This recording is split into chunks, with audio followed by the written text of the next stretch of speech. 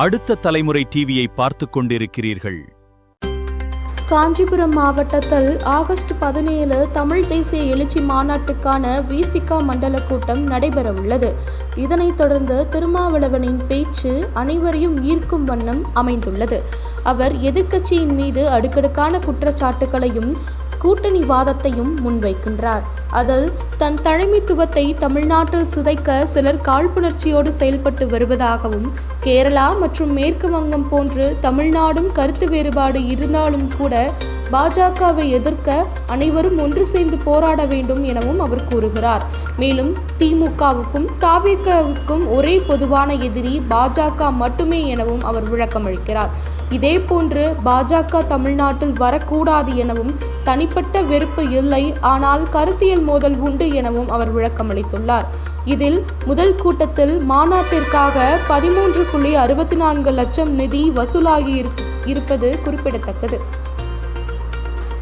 ஜெயிச்சவங்களும் தோத்தவங்களும் அடுத்த நாளே சந்தித்துக் கொள்கிறார்களே, அதையே யாரும் கேள்வி கேட்கல.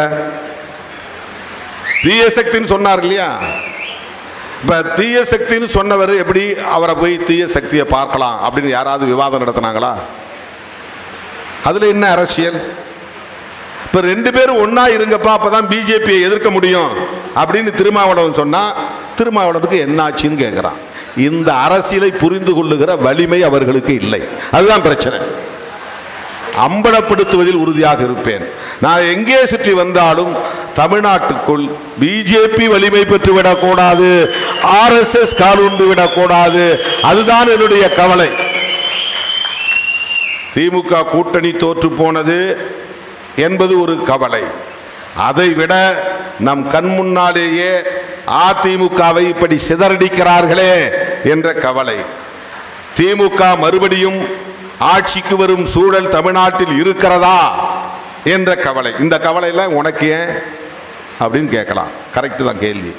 இது சராசரி மனிதர்களுடைய பார்வை. இதுதான் ஒரு ட்ரெடிஷனல் அப்ரோச், அதாவது ஒரு மரபு வழி அணுகுமுறை.